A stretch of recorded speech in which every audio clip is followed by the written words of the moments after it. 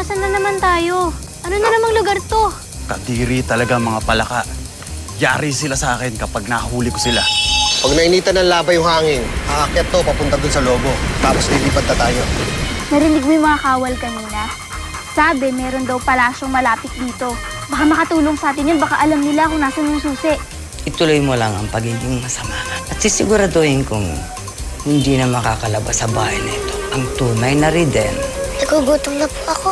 May nakita akong kuneho. Habulin ko. Huwag ka magpapapasok dito ng kahit sino, ha? Itong babae, mahal na prinsipe, pinagpipilitan niyang ginawa ni Bantay ang kaibigan niyang aso. Ano mang problema mo, handa akong tumulong sa'yo. Magandang binigyan mo. Ako nga pala si Prinsipe Adon.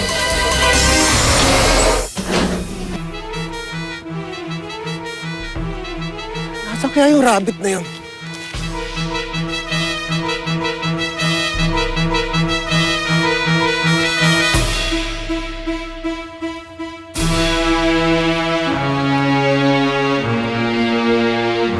Kawawa naman tong rabbit na to. Pero ano kakainin na ni Jessie?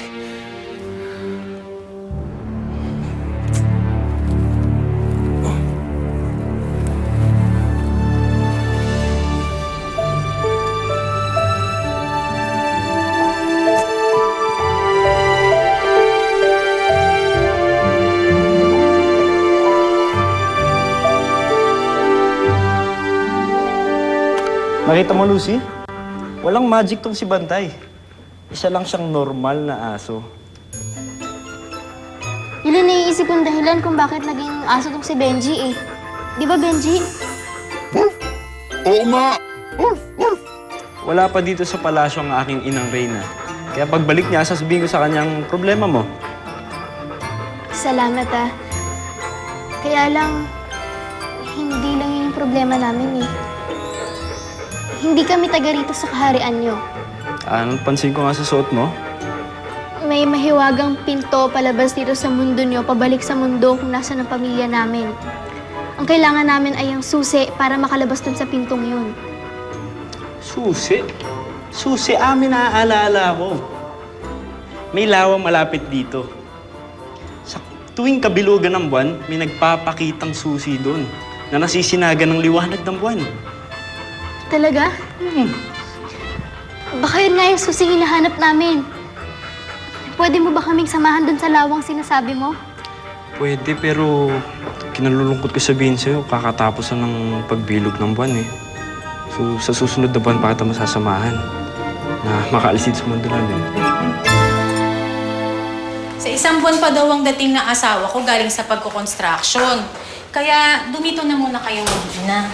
Mare, pasensya ka na, ha? Alam ko nakakahiya, pero talagang tatanggapin ko na yung alok mo. Hayaan mo, pag nakaluwag-luwag ako, baka subukan ko na rin bumalik sa pag-nurse. Alam mo, kung kailan kayo makaluwag, edi doon na lang kayo maghanap ng malilipatan nyo. Mare, salamat at ang bait-bait mo talaga sa amin ng mga anak ko. Ano ka ba? Naging mabait ka rin naman sa amin. Kayong dalawang mag-asawa sa pamilya ko. Nung nangungupahan pa lang kami sa inyo dati, kahit ilang buwan kaming delayed sa renta, noon kang makarinig kami ng angal mula sa'yo, kaya kay Riden. Ay, nako. Si Riden. Tay, buti na lang po hindi niya niluto tong si Rabbit. Ang cute-cute niya po kasi. Naawa ako eh. Tsaka, may nakakuha naman ako mga prutas dito eh. Mas masustansya yan kaysa sa karne. Oo nga po eh. O tay, magdasal muna po tayo bago kumain. Sige. Kaya muna po maglida. Lord, thank you po sa mga pagkain po na nasarap po namin ngayon. At saka thank you rin po na hindi po napahamak si Itay sa pagkuha po ng pagkain namin. Marami pong salamat, Lord God, sa lahat-lahat. Amen. Ako muna. Kain tayo. Kuyo. Teka, Bakit? ang susi po ito ah. Ha? Susi nga. Ano? Oo nga, no? Hindi ko nakita kanina to ah.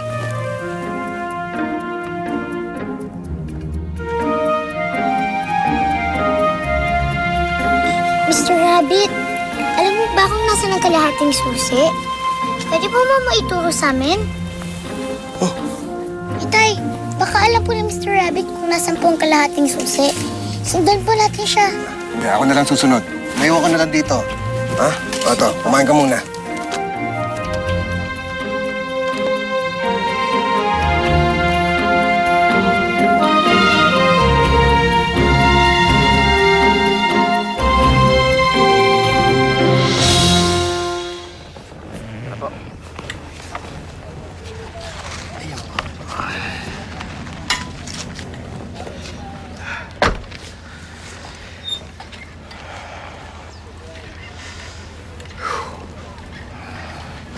Dito po. Sigurado ka bang dito ang bahay ng pamilya ni Reden? Opo, sigurado po ako. Ito po yung sabi ng mga kapitbahay nila eh. Tara po.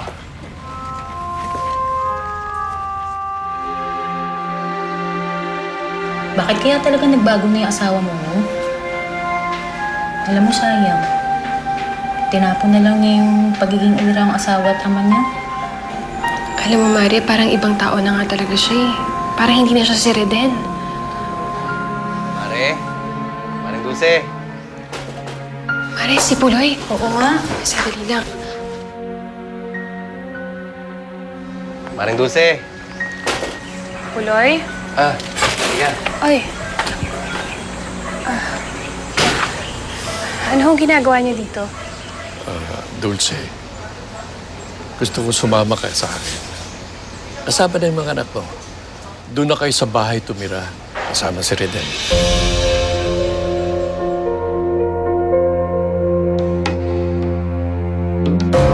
Sinabi ko sa'yo, si Wendy ang pakasalan mo. Si Dulce, mahal ko. Magpapakasal na kami at wala ka na magagawa. Anong wala? Aalisin kita sa mana ko. Sa inyo na mana nyo. Hindi ko kailangan ng pera mo. Tara, basta tayo. Hindi ho ba pinagtabuyan niyo kami ni Reden nung ako ho ang pinili niya? Nagbalik na ho ngayon sa inyo yung anak niyo. Siguro naman ho, nakuha niya na ho yung mga gusto niyong mangyari. Nakikiusap ko sa'yo, Dulce. Oo nga naman, Mare. Pagkakataon na ito para maayos ang pamilya ni Pare.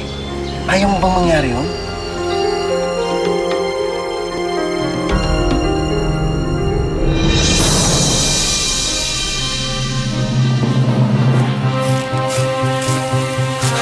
Susi! Kung nasa ka man, Rabbit, maraming salamat sa pagtulong mo, ha?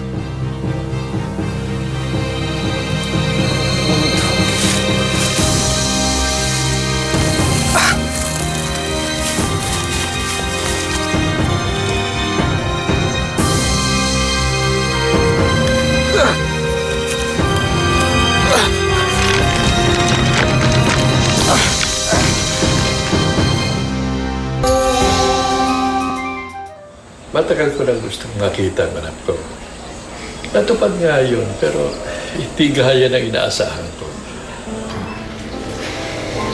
Dulce, kasal kayo ni Reden. Dapat hindi kayong magkahiwalay ng tirahan. Ang anak niyo ho ang nakipaghiwalay sa akin. Nangyari na ho yung gusto niyo mangyari. Bakit ko pa ho ipipilit ang sarili ko at ang mga anak ko kay Reden, pati na rin ho sa inyo? Dahil mali ako. Mali ako nung pinilit kong paghiwalayin kayo ni Reden. Nanayik sa akin ang galing mo. Nakalimutan ko tuloy kung gaano kahalaga ang pamilya. Mahal ko ang anak ko. At na-realize kong gagaan lamang ang pakiramdam ko. Magiging tunay na maligaya lang ako. Ay dapat mahalin ko ang mahal niya.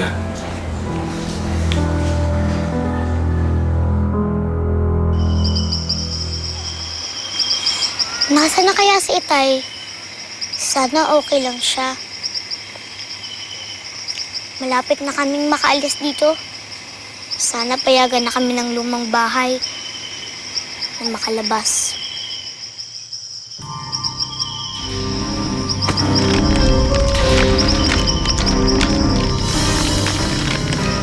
Itay! Lumilipad na po ulit itong kubo! Bumalik na po kayo! Itay!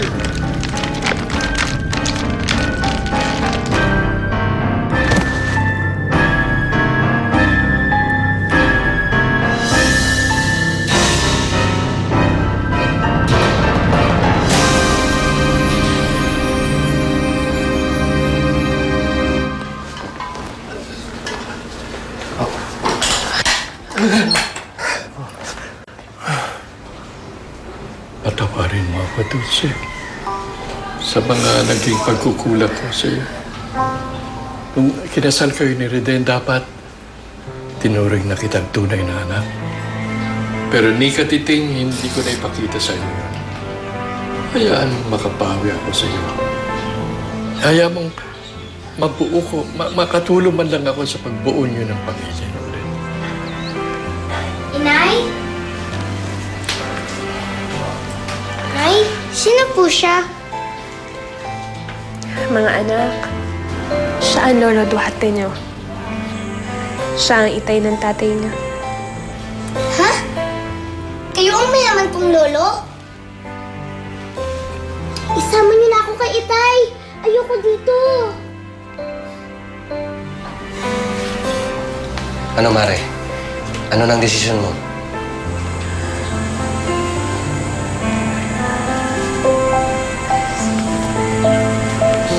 Maraming salamat sa iyo, Dulce. Nangako ako sa iyo, pag mula ngayon, hindi ko na tatalikuran ang pamilya. At yung kay Benji, nawawala mong anak. Magtutulong-tulong tayo para hanapin siya para mabuo uli ang iyong pamilya. Ayusin din natin ang pagsasama mo ni Reden. Salamat po.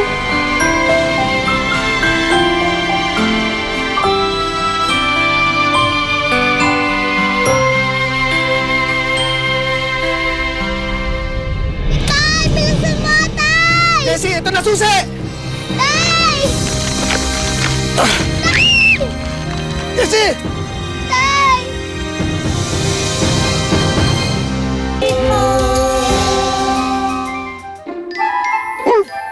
Ex mo na lang kasi ako para maging tao na ako. Hello? Meron bang fairy tale na dog prince? Orf, wala. Wala naman pala eh. At saka paano ka nakakasiguro na magiging tao ka na talaga kapag hinalikan ulit kita? Para kiss lang. Orf, orf. Wala namang mawawala sa'yo eh. Sige na, sige na. Matigil ka lang. Mayos ka ha. Sarado mo nga yung bibig mo. Lucy? Lucy, Prinsipe Adonis? nakaupo na sa trono ang inang Reyna. Handa na kayo kausapin tungkol sa problema ninyo. Salamat. Benji, tara. Tara, halika. Punta tayo doon. Punta tayo sa... Ay, kulit mo ngayon, ha?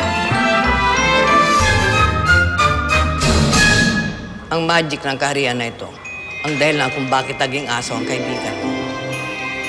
Sa oras na makalis kayo dito, babalik na siya sa normal.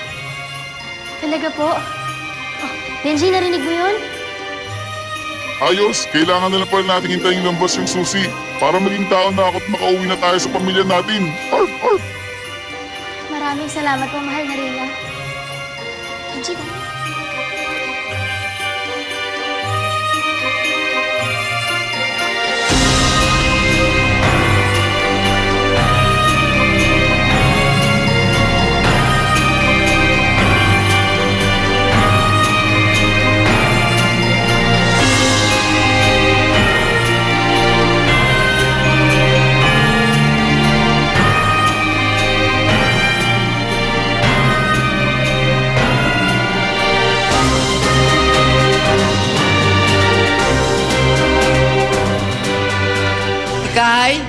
Ikay!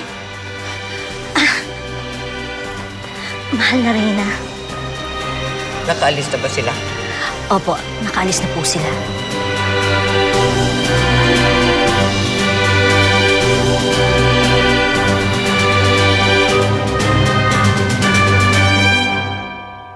O, magkape ka muna bago ka umalis. Hindi ba pasasakitan mo lang loob mo pag tumira ka ng kasama si Reden sa isang buhong? Eh, kwento ni Puloy eh. Naglalagi raw dun yung ex ni Reden. Alam mo, Mare, alam ko namang masasaktan ako kung gagawin ko to. Pero kailangan ko itong gawin para sa mga anak ko. Dahil ano? Dahil alam kong may nangyari, kaya nagbago si Reden.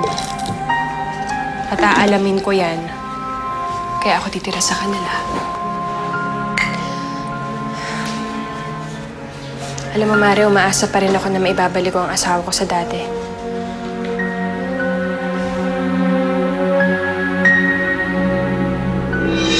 Pakiusap ko, Bob, bumaba ka na! Baka makuwi na kami ni Tay! Ceci! Hindi na makakalapit dyan! Salo! Tay! Tay, bakit niyo po binibigay po sa akin ito? Buksan mo yung pintuan! Mauna ka na! Pero Tay, hindi ko po kayo kayang iwan. Ceci, makinig ka! Gagawin ko lahat para makawala dito! Mauna ka na! Tay, hindi ko po kayo kayang iwan. Ceci, pag nakita kayo ni Dulce at mga kapatid mo, sabihin mo ko sa kanila mahal na mahal ko sila. Tay! Ceci, mag-ingat ka! Tay!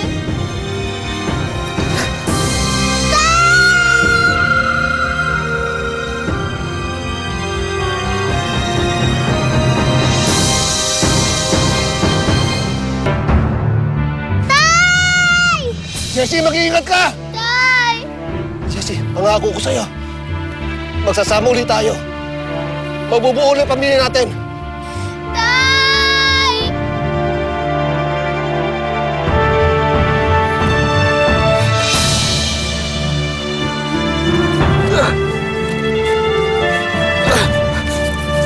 Ceci!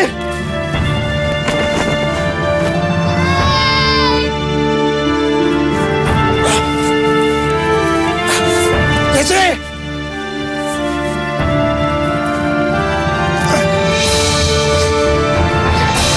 Ceci!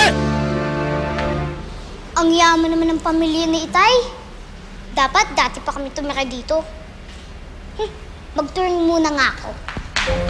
Nay, okay lang po ba kayo? Oo naman, anak. Nay, bakit parang di kayo masaya?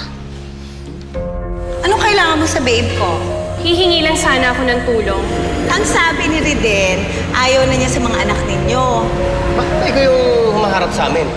You're talking to the future wife of Ako pa rin Riden. ang asawa dahil hindi pa kami anal.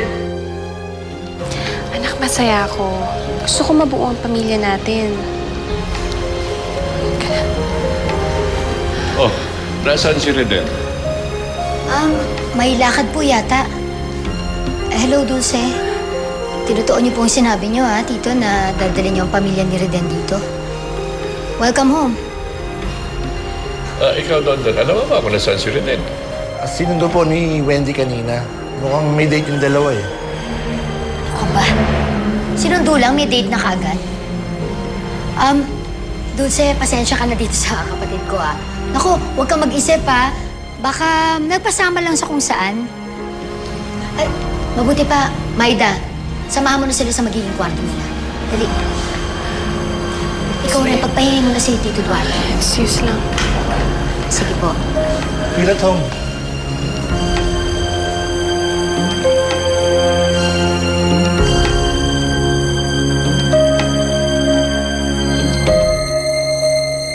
Sige, Goncilla. Pauwi na kami. Ang OA ng ngiti mo, ha? What's up? Dahil si Dulce at ang mga anak ko nasa bahay. Oh, that's bad news. Bakit masaya ka?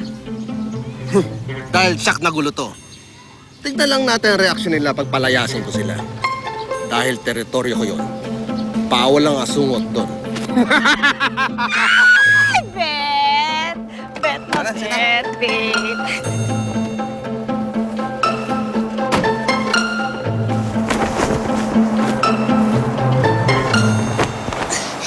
Hindi ko na makita si Itay. Ang taas-taas na netong kubo.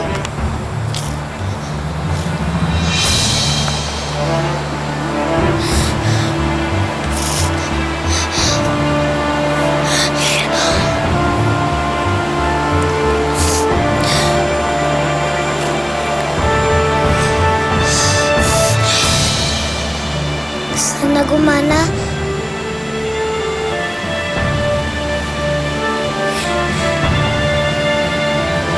Sana makabalik na kami sa home sweet home.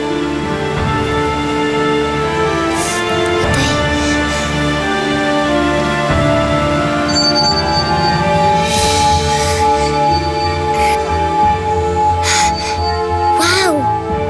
Magic! Nagkadikit!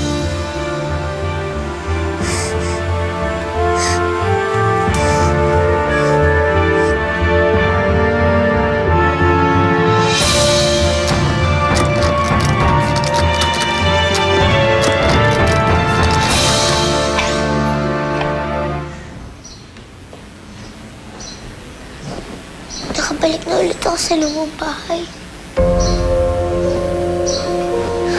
Pero paano makakalabas si Itay kung sinara ko tong pinto?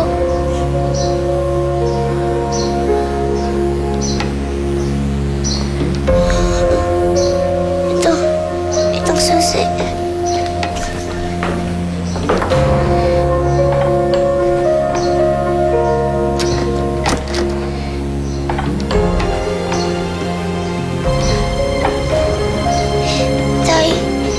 Huwag po kayo mag-alala. Pagsisikapan ko pong makabalik po kanila inay. Pagsisikapan ko pong makalabas dito sa lupang bahay. Ingat po kayo.